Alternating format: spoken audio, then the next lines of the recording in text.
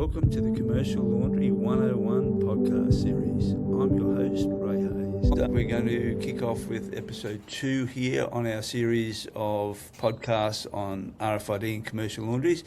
This episode is, do I need all my linen chipped before I start using RFID in my commercial laundry? So one of the most common questions, if I've got a commercial laundry, a small one or a large one, probably the biggest fear of a commercial laundry operator is they've got hundreds and hundreds and thousands of pieces of linen going around in circles. The fear is that they have to have all those chipped before they get started. So regardless of the size of the laundry, what's the process you would recommend for a laundry that's going to kick off with RFID, whether they've got some chipped or got none chipped? Sure. Well, I suppose the first thing is to realise that, you know, if you're a laundry operator and you've got zero RFID, you're mostly in the same place as a large operator who's got 100% RFID chips, but they haven't been doing anything with the RFID, and all those chips are unencoded or unregistered in whatever system they're choosing to use. Because at the end of the day,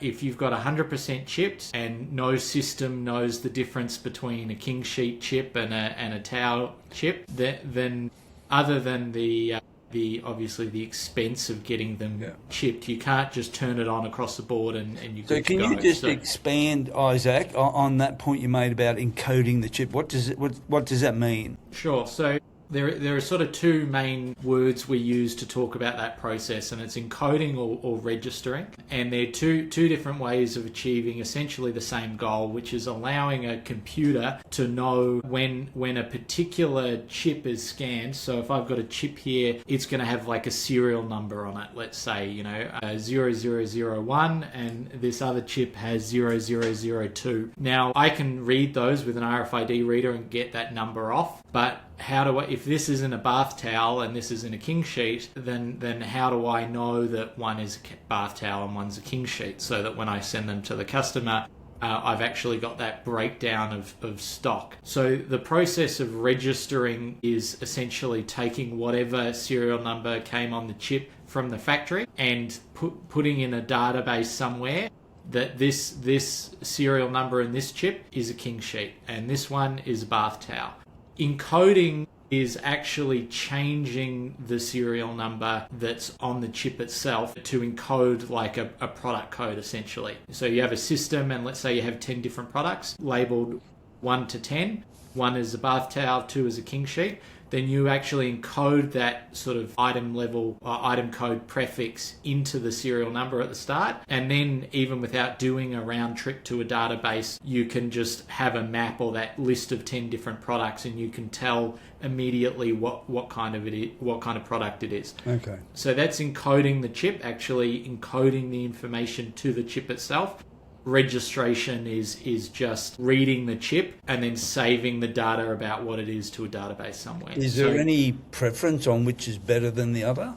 No, it's just trade-offs. So the advantage of encoding is that you don't need to have an internet connection to actually display the product type to a user, right? And you don't need to do a round trip. So you only have the only data that let's say a phone or something with a Bluetooth scanner or like a sled or some sort of reader needs to be able to tell what product it is that map of of all your products, right? It's very small and it doesn't change very much, and then it can just look that up against that list locally. Whereas if you have millions and millions of chips, encode them, you have to go and look it up. So if I'm trying to display some information to a user about what they've read in a cabinet, I have to check each one of those chips against a database, or I need to download the entire map. So locally. That's a broader decision, probably for a later episode to go into the technicalities around which one might be better for a different application. So back to sort of the theme of this podcast was, do I need all my linen chipped? So let's assume we've got a laundry with, as you said, they've got chipped linen, and another laundry A has some chipped linen. Laundry B has none chipped. So if you're going to recommend to a laundry that wants to dip their toe in the water with RFID, can they do it by starting to track linen for one specific customer, or would you recommend do one specific product line like bath towels or pool towels or something that's a high loss item? Yeah, I tend to recommend doing particular customers and starting that way. So having all of a customer's items tagged and chipped. And because in my experience, you get most of the value from RFID when you're doing that. You can start to do things like automatic ordering. If you're doing automatic ordering, you don't want to do automatic ordering for just a customer's bath towels and then everything else they have to order manually. So it tends to, you tend to be able to then get that, that customer level profitability information and things, when you're doing a customer's entire line. Right, so they don't have to chip every piece of linen in the whole laundry, but they need to chip enough of all of their products to service one specific customer, and that would then build what we term as an RFID pool within the laundry, and then a non-RFID pool. So is that what you would recommend? Yeah, so I suppose we sort of developed this together. We call it the SAFE framework, which SAFE for, is the safe way to roll out RFID in a laundry so that you don't get stung. And it stands for split the pool, audit, filter, and envelop. And so split that sort of encompasses our methodology for rolling out RFID in a pool stock driven laundry. And I think it's important, obviously here in Australia, most of the laundries are running pool stock, but a lot of markets are different. A lot of, some countries like in China and things, it's a lot of dedicated stock, and they basically do no pool linen or very little.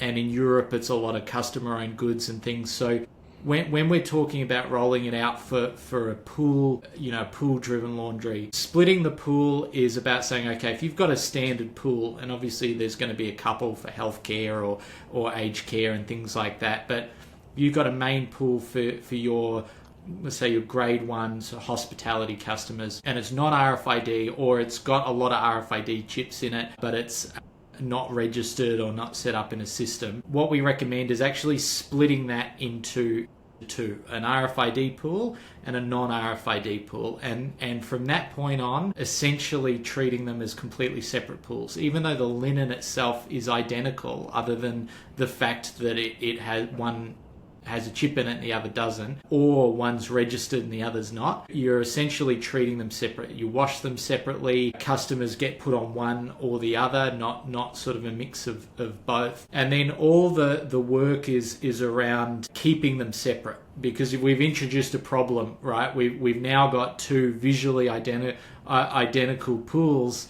They're not tagged differently, and they don't look visually different, and we've got to keep them separate, which is a lot of operational effort, and we've got some tools in our belt to help with that. But we have created a problem, but the problem that we've created means that we are able to have a few customers in our business, and let's just say 3 to start with, 100% RFID. And so as far as the business goes, all those learnings about the operational changes to manage a fully RFID plant, right? And also the benefits that you get across the board.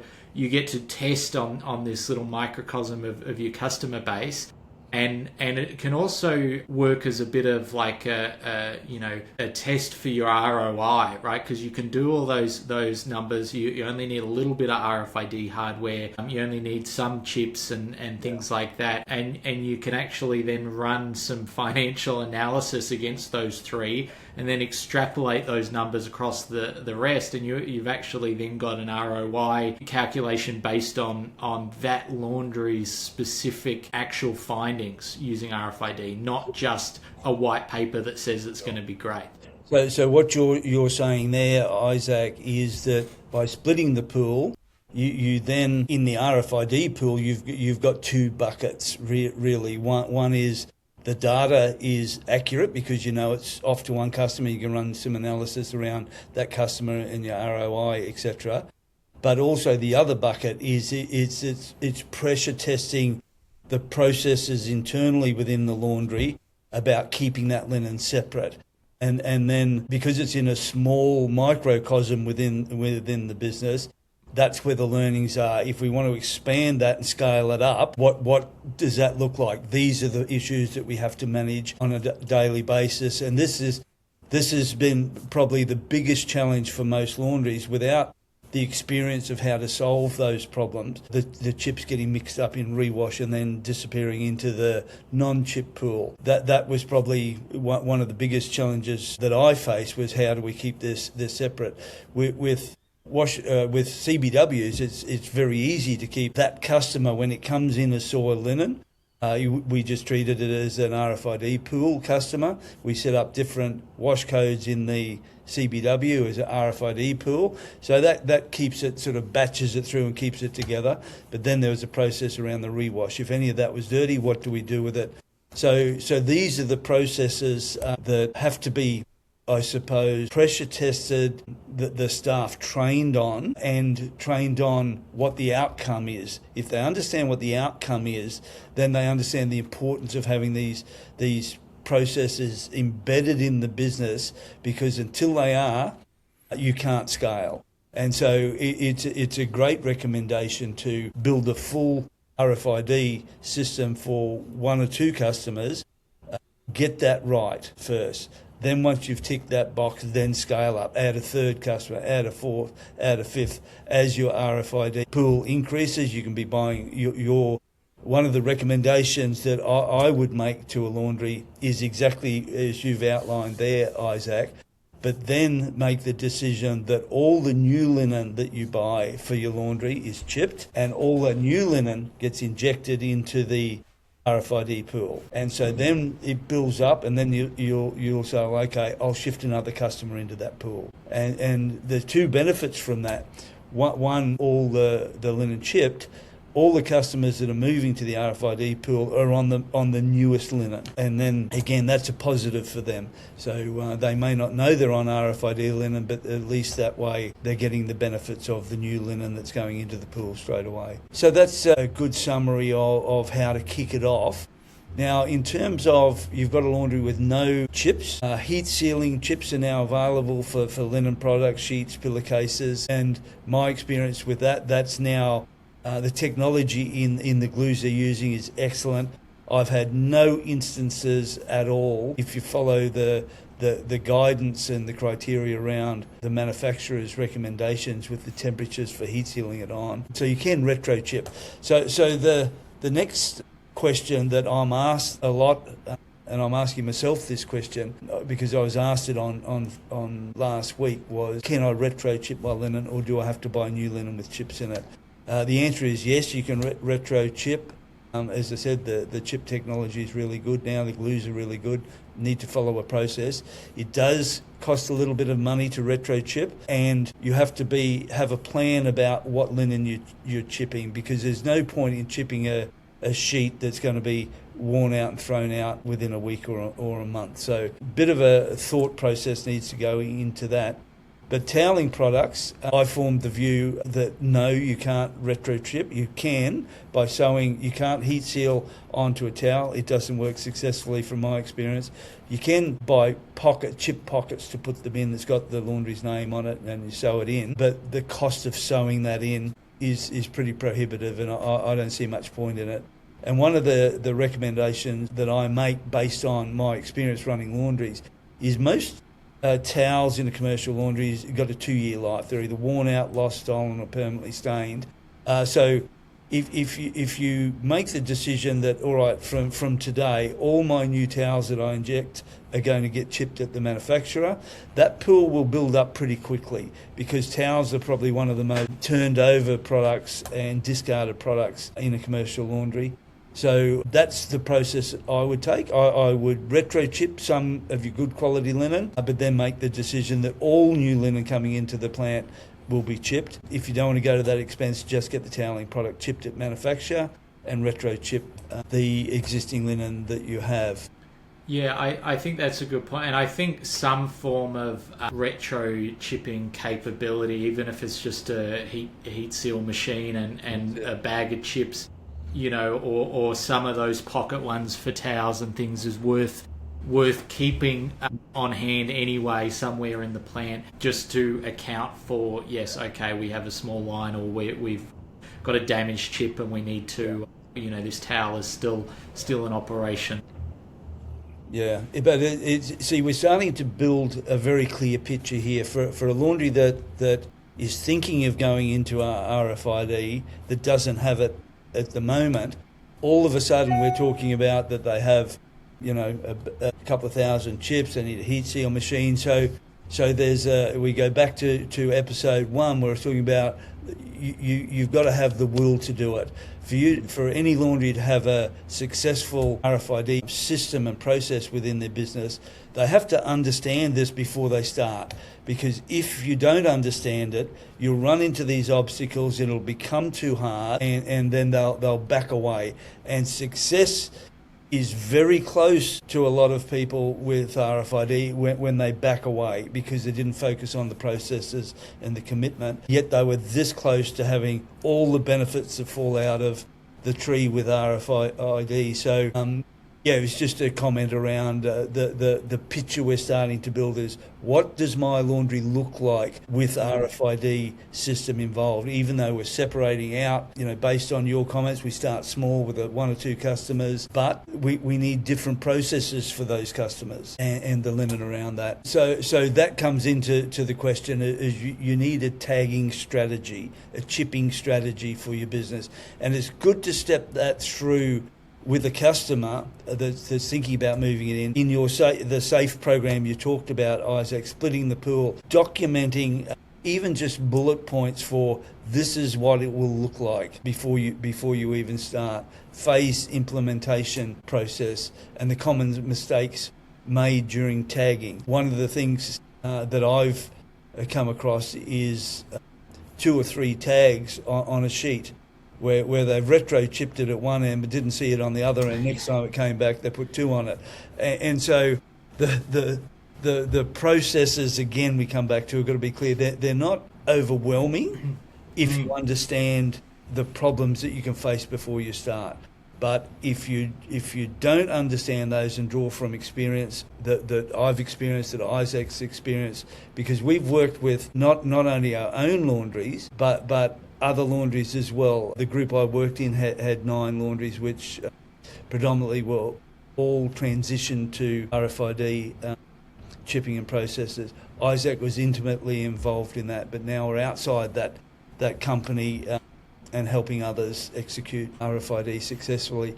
So the phase implementation approach, Isaac, go back to your SAFE program and just talk through what that looks like from end to end. So a split the pool, audit, filter, and envelop. So the one that most closely ties with splitting the pool is filter, right? Which is around, we call it filtering, which is, all right, you need these checkpoints in production where at the end of the day, you've got 2 separate pools. They're going to get mixed, right? Whether that's in the tunnel, whether that's at sorting, whether that was, in the truck, an item falls out of one customer's trolley and into another one.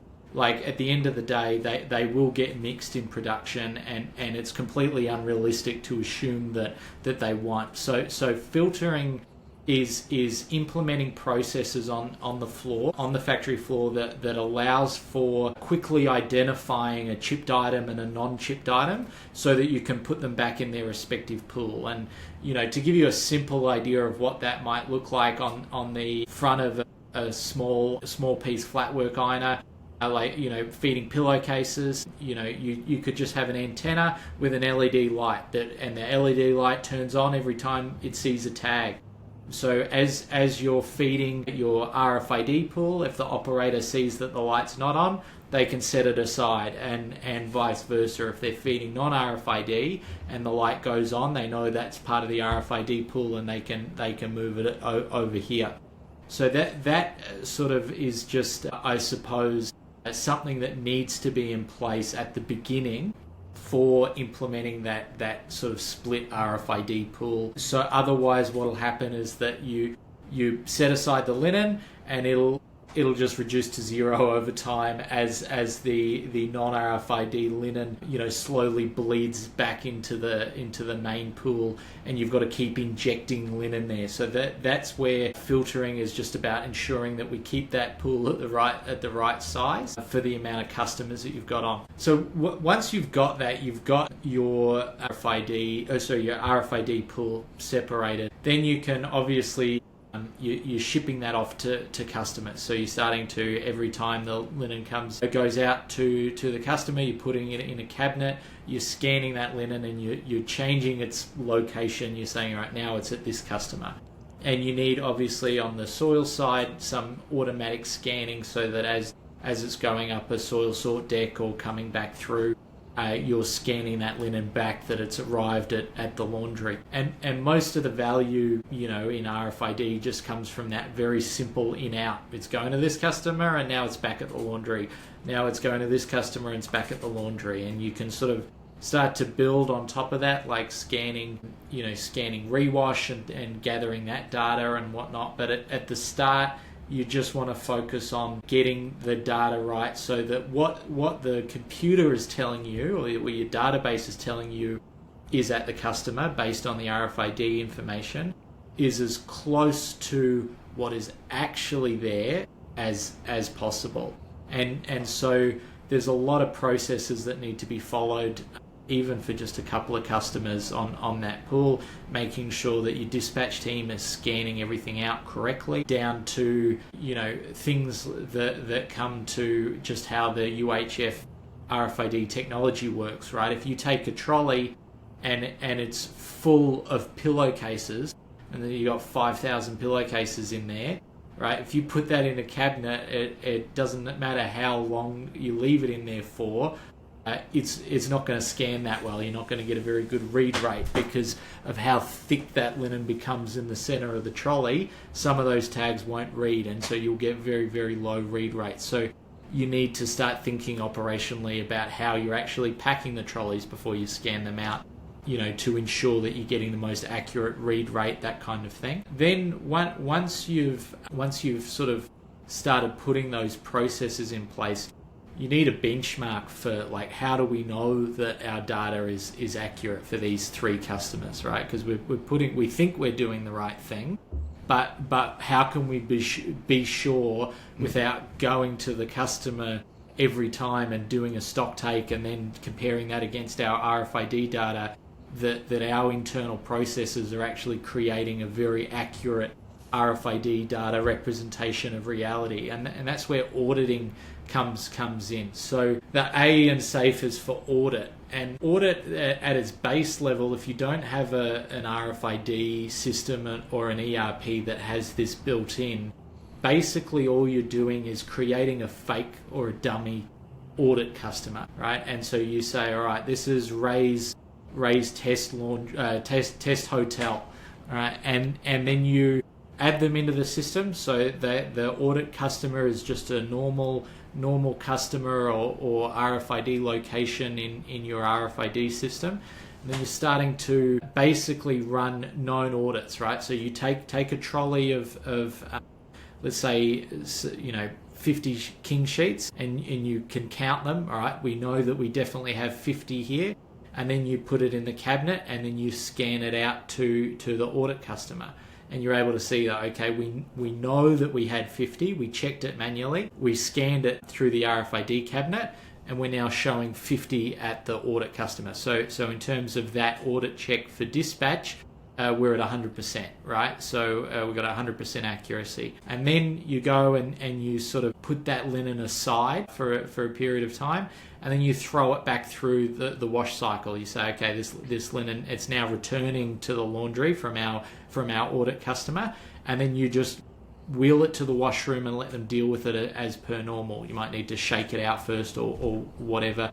But the idea is that you're trying to get your audit customers close to a normal process within the laundry as possible. Then it should all be scanned back, right? So you go through the soil readers, soil scanners, you're scanning everything back. What you're looking for is that you scan back 100% of the linen that you knew was at that customer, and that then tells you that yes, your RFID systems are working correctly, and your processes on the floor, both filtering and everything, you can sort of run that test linen through the whole process to make sure that on a microcosm everything's operating correctly, and that you can actually be 100% sure without driving to customers' sites that your processes are being followed and that you're getting accurate data. And that's when you can then sort of be sure with your actual customers you're running on the pool that the data is accurate, that you can then trust that for things like automatic ordering. Okay, so that's a really important point.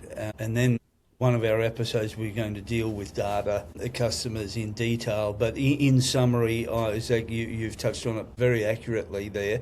One of the common misconceptions from most people from the customer's perspective is the RFID is not accurate. If they challenge a laundry and say, I don't believe the data, because the laundry's saying you've got 200 king sheets or 2,000 king sheets there that we haven't seen at the laundry for 3 months, and the customer says, I don't believe your data, it's hard to argue and put a valid case to the customer that our data is accurate. So these audit systems that Isaac's just explained there give the laundry validation that their system is checked on a daily or weekly basis. My recommendation to all the businesses that I've worked on, you run audits daily for at least 3 months until you're getting 100% accuracy on your soiled in, and then you go to 3 days a week. And what you're looking for there is the system breaking down. Do we have a reader not working? Is the process not being followed? But if it is 100% accurate, which is predominantly where you land, and all of the businesses that I've been involved, is once we get the systems right, we maintain 100% accuracy 100% of the time in terms of soiled in accuracy. And what that does is then gives the laundry the valid case to provide evidence to the customer that we're auditing our processes here. We order it daily, weekly, whatever. Here's our evidence that our soiled in count is accurate. And one of the important things for a laundry to understand intimately is that with RFID, if there's any inaccuracy within the data system, the customer wins every single time except for soiled in audits. If that's inaccurate, the customer will lose because, for example, we send them 10 sheets, they come back, hit our soiled in readers, we only see 9. One of those sheets will be showing up as stock at the customer.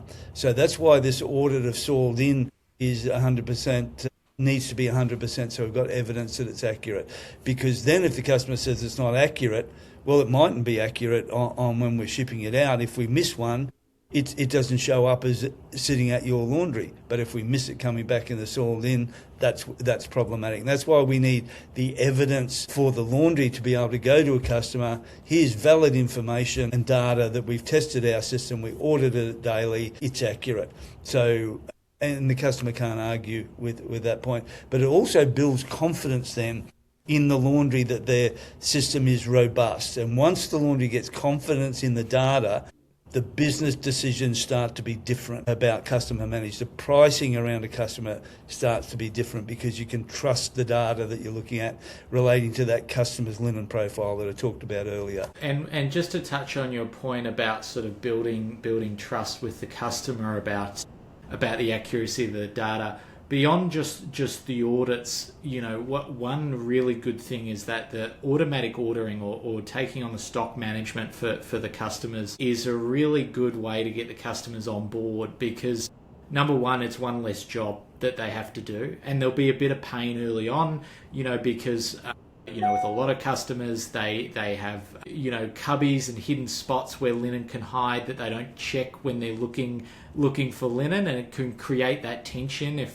they're at the start saying, hey, we don't have any bath towels, and you're saying, well, you do. And so, but once you get past that, if you're running a customer and you're managing their stock for them for 3 months, 6 months, 12 months, right? It creates that inherent trust in the accuracy of the data, because you can't do that without accurate data, right? Unless you are very, very accurate and getting high amounts of accuracy with what's being shipped and what's being returned, right? Then the stock levels at the customer site will either reduce over time to nothing, and they'll start screaming that they're not receiving enough stock, or it'll just start growing and they'll say, well, stop sending us linen, we've got too much. Yes. Depending on which side's got the problem. So if you've got a track record of stably managing their stock on their behalf without them doing anything, then it's a really good indicator to the customer that, well, how could we possibly do that? If we were regularly missing soiled in linen, how could we possibly keep your par level at such a steady rate for the last 6 months? So it's one of those like early things that can help the gap between the RFID is just a hammer that the laundry is going to hit us with, so it's in our best interest to push back on it as much as possible. If it's sold as a positive and you build that trust, then you can sort of slip in the conversations about, okay, we've got a lot of lost linen here, can we deal with it? And RFID accuracy is no longer really on the table as a excuse, basically. Yeah. So that's really good, Isaac. So just summing up now, this episode is clearly about, do I need all my linen chip before I start RFID? The answer is no, you don't. There's two different roads we can go down. The recommended option is chip everything for a small test group of customers to perfect your internal processes, understand the challenges of it, and once they're overcome, and they can be overcome quite easily because both of us can provide guidance and experience in this, and it's not something that hasn't been achieved already. So both of us obviously have been intimately involved in starting off small and then scaling up and right up to this 100 tonnes a day laundry that's basically living and breathing RFID daily, all their decisions around that. So we might close this one down there, Isaac. We're at 35 minutes, so I think that's episode 2 done. We'll see. Perfect. Now the next episode, just let me have a look, you might want to edit this in. Next one is, okay, so episode 3, the one following this, will be building a business case. Is RFID worth the investment? This is going to be a great episode because I think, other than how do I do it, which is a common question, the second biggest question is how much is it going to cost me? And the benefits that we can identify in that podcast will be very welcome to a lot of listeners, I would think. So I'll stop that now, mate.